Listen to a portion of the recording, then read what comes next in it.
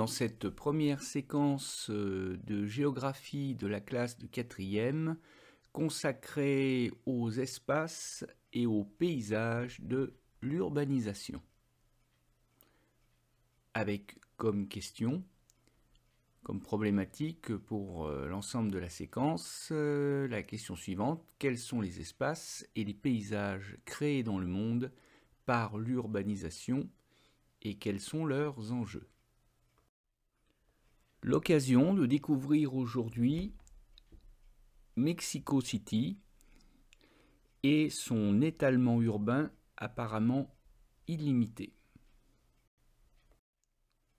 Cette étude de cas va nous permettre, au passage, de nous demander ce que c'est qu'une mégapole, puisque Mexico City est une mégapole, et nous allons nous demander quelles sont les limites géographiques de cette mégapole, puisque visiblement son étalement urbain apparaît infini.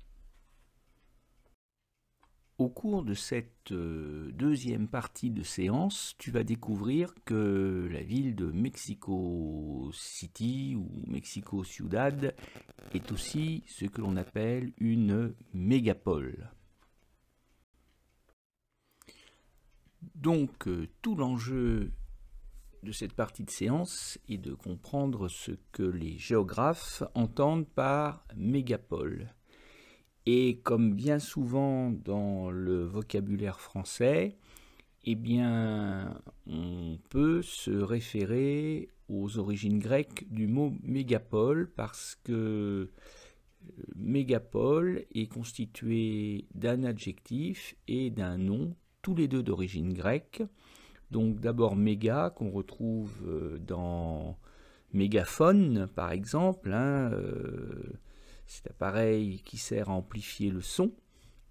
Donc méga signifie grand, gigantesque. Quant au mot polis, qui est à l'origine même de homme ou femme politique, vie politique, eh bien polis en grec c'est la ville, donc une mégalopole est une grande ville. Bon, le problème c'est que quand on a dit ça, on n'a pas dit grand-chose parce que les géographes sont très rigoureux sur le choix du vocabulaire et donc grande ville c'est quand même un petit peu imprécis. Donc on va tâcher de préciser les choses. Et pour avoir une définition claire, nette et précise de la mégapole, eh bien il nous faut faire appel à deux puissants alliés, c'est-à-dire Wikipédia d'un côté et rien moins que l'Organisation des Nations Unies de l'autre, l'ONU, puisque l'ONU a donné une définition de ce qu'est une mégapole. Cette définition est apparue dans les années 1970. Une mégapole est une très grande agglomération qui se caractérise, donc une très grande ville, qui se caractérise généralement par la présence en son sein de fonctions politiques et économiques majeures. Autrement dit, pour qu'une ville ait le statut de mégapole, il faut qu'elle soit économique, qu'elle soit une capitale, soit une capitale économique, soit une capitale politique. C'est en général la fonction qui est associée au titre même de capitale, soit plus globalement une fonction de capitale culturelle. Voilà. Il faut ce que les géographes appellent une fonction de commandement à l'échelle nationale. Donc, par exemple, dans le cas de Tokyo, qui, comme tu peux le voir sur ce tableau emprunté à Wikipédia, du classement mondial des mégapoles, le top 20 des mégapoles, tu vois qu'au premier rang, Tokyo est donc la grande ville japonaise. Et cette grande ville japonaise est la capitale politique du pays. C'est aussi la capitale économique, mais également la capitale culturelle. Donc elle est triplement capitale et cela fait d'elle une mégapole. D'autant qu'il y a une autre condition à remplir pour être une mégapole, non seulement posséder une fonction de commandement, autrement dit être une capitale, mais aussi avoir un certain nombre d'habitants. Et le seuil a été fixé à 10 millions d'habitants. Et comme tu peux le voir, Tokyo possède une population estimée à 42 millions d'habitants, c'est-à-dire 4 fois le seuil minimal pour être une mégapole. Donc Tokyo remplit toutes les conditions, coche toutes les cases pour être une mégapole.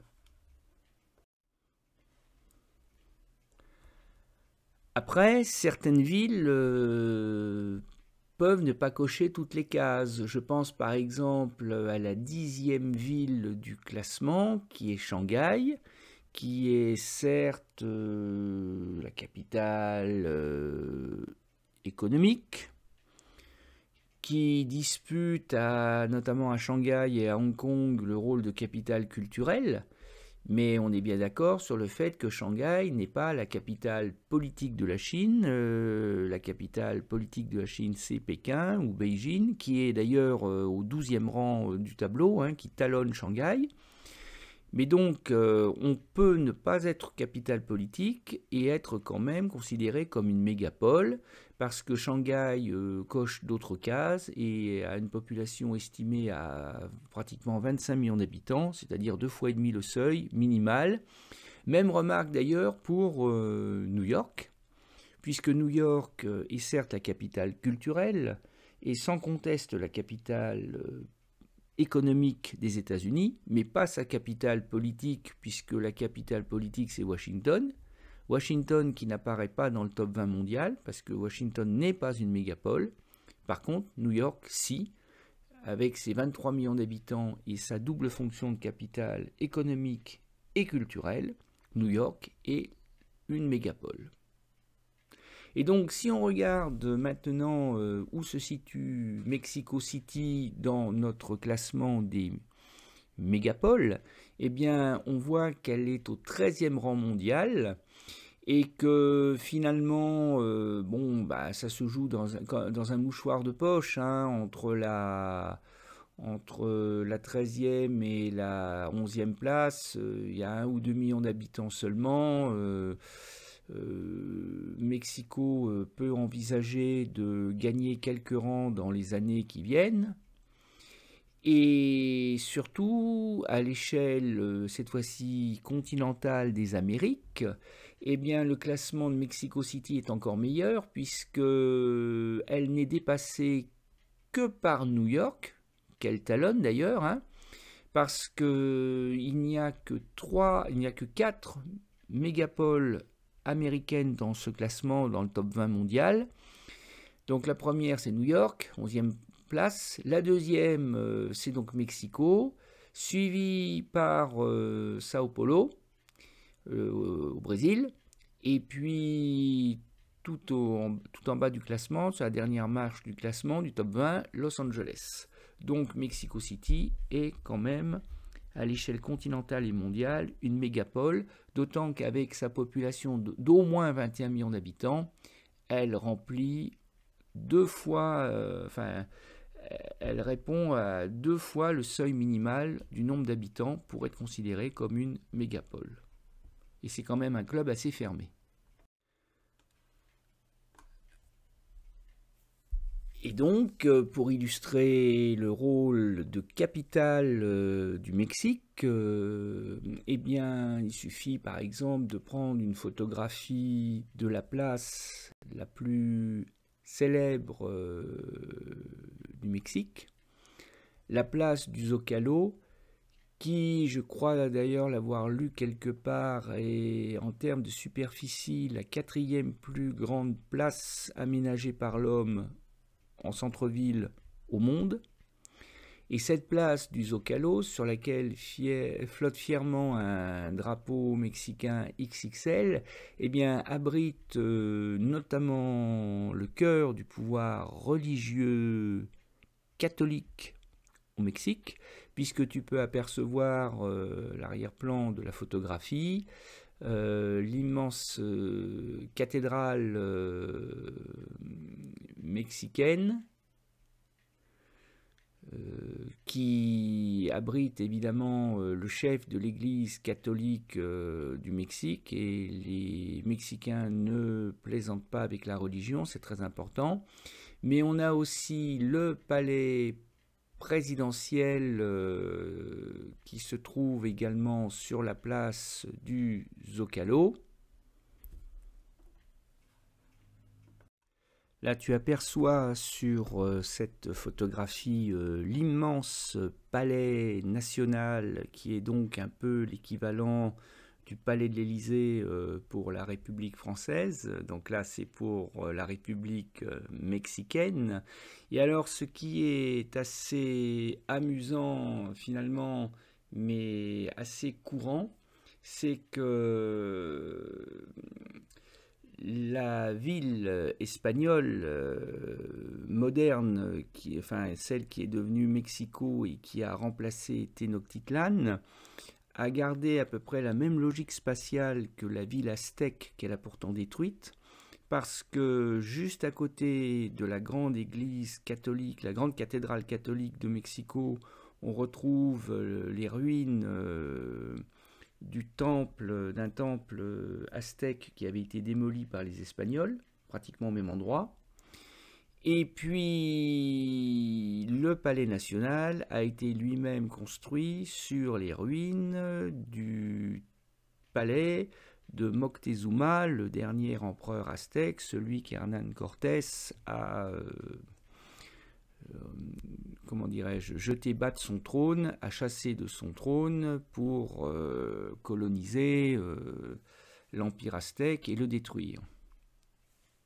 Donc fonction politique, fonction religieuse ou plus globalement culturelle sont associées en cœur de ville de Mexico City et donnent à Mexico City une double fonction de commandement qui lui permet donc de justifier de son titre de mégapole. Et puis, comme on en est à parler de la célèbre place du Zocalo, eh bien, comment ne pas évoquer effectivement des concerts géants comme celui du mythique bassiste du non moins mythique groupe de rock progressif des Pink Floyd, qui le 1er octobre 2016, si mes souvenirs sont bons, s'est produit sur la place du Zocalo devant un public estimé entre 100 000 et 200 000 spectateurs. Bon, il est vrai que la municipalité de Mexico City avait offert la gratuité du public aux spectateurs, ceci a peut-être un peu aidé, mais quand même, voilà comment ponctuellement la place du Zocalo peut devenir une des plus grandes places de spectacle ou de concert, non seulement du Mexique, non seulement des Amériques, mais carrément du monde entier, faisant de Mexico City une capitale culturelle.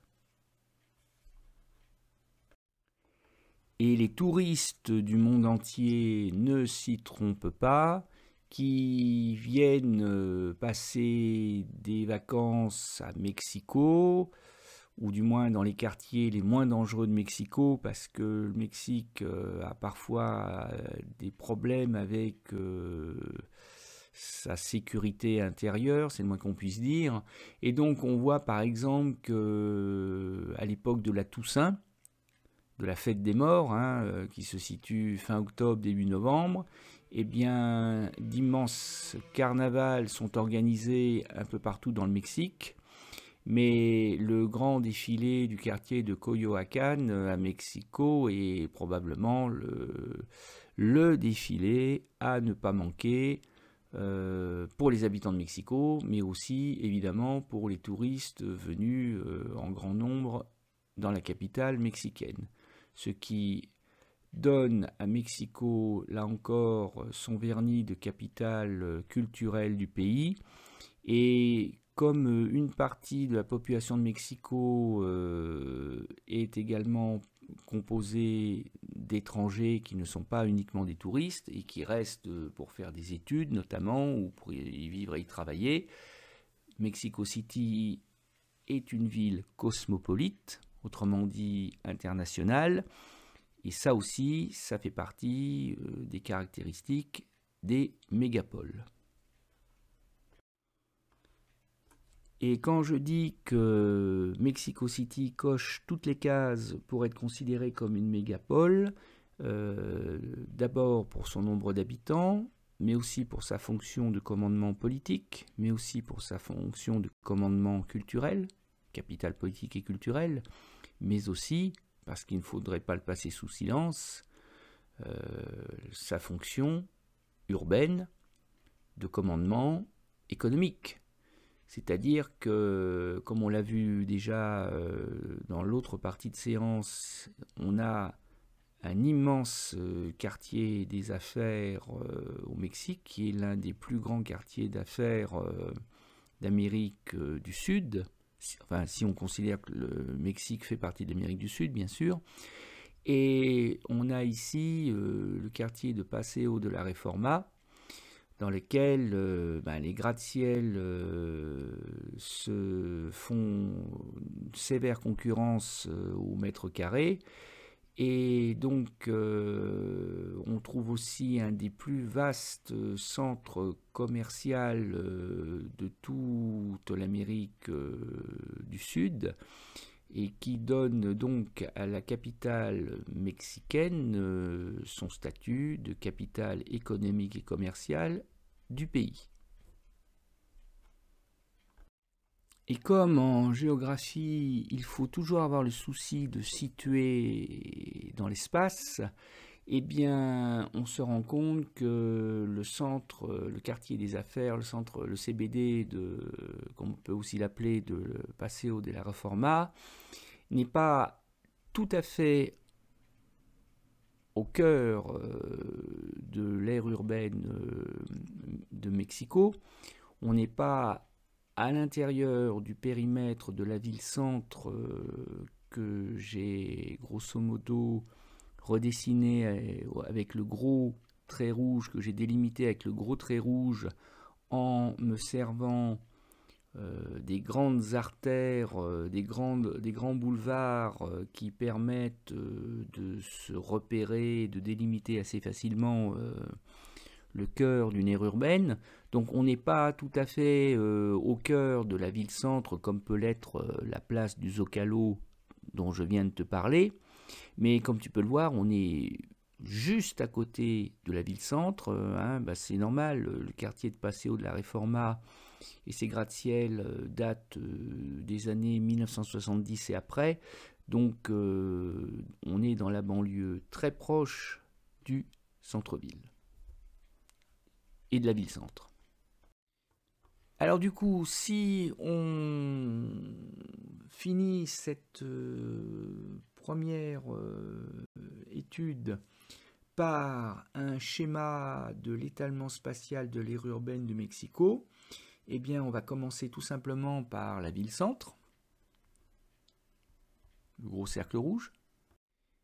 Ville-centre à laquelle on va rajouter ces banlieues relativement anciennes, puisque datant du XXe siècle, qui sont des banlieues proches. Et la ville-centre et ses banlieues proches forment, ah oui, je ne l'ai peut-être pas dit tout à l'heure d'ailleurs, le pôle urbain. C'est comme un œuf au plat, au fond. Avec des couleurs qui ne sont peut-être pas d'ailleurs celles de l'œuf au plat, mais c'est un œuf au plat. La ville-centre et les banlieues anciennes, proches, forment le pôle urbain. Mais à cet œuf au plat, on va rajouter une troisième auréole, un troisième cercle, plus large, plus éloigné de la ville-centre, qu'on va appeler la couronne périurbaine. Cette couronne périurbaine largement étalée dans l'espace va mordre sur l'espace rural proche, sur les campagnes, et va être parsemée de villages et de villes plus ou moins bien intégrés à l'ensemble urbain, à l'aire urbaine, selon qu'il y aura des routes, des voies ferrées, ce genre de choses pour relier à la ville-centre ou pas. Et donc, l'ensemble urbanisé constitué à la fois par le pôle urbain, c'est-à-dire le faux plat, c'est-à-dire la ville-centre et ses banlieues proches et relativement anciennes, plus la vaste couronne périurbaine, tout cela forme ce qu'on appelle l'aire urbaine. Et là, il y a du vocabulaire à apprendre. On arrive dans la deuxième partie de la légende de notre aire urbaine de Mexico, une légende dédiée à l'étalement urbain. Et donc cet étalement urbain se fait très largement le long des axes de communication, routes, métro, voies ferrées en particulier, qui structurent la couronne périurbaine et qui la structure et qui l'associe au pôle urbain, c'est-à-dire à la ville-centre et à ses banlieues proches. Et l'étalement urbain se fait, alors, sauf si le relief ne s'y prête pas, ce qui est d'ailleurs un peu le cas Mexico vers l'ouest, mais en général, l'étalement urbain se fait dans à peu près toutes les directions et suit en général les axes de communication, les routes. C'est assez logique. Alors, rajoutons une dernière flèche qu'on ne peut pas confondre avec les axes d'étalement urbain parce que par rapport aux axes de l'étalement urbain qui vont de la ville-centre vers l'extérieur, du pôle urbain vers les banlieues, vers les périphéries, eh bien ces flèches vertes là font le chemin inverse, c'est-à-dire qu'elles partent de l'espace rural éloigné et convergent vers la ville-centre, donc de l'extérieur vers l'intérieur, et elle désigne cet exode rural avec ces néo-urbains, c'est-à-dire ces nouveaux habitants de la ville, qui sont d'anciens campagnards et qui pour la plupart sont très pauvres et qui vont pour la plupart aller s'entasser dans les bidonvilles, faute de mieux, puisqu'encore une fois, aucune ville dans le monde, à commencer par Mexico City, ne peut absorber des milliers et des milliers de nouveaux venus chaque jour. C'est juste impossible. Et ben voilà, on en a fini avec notre schéma. Tu n'as plus qu'à l'apprendre. Bon courage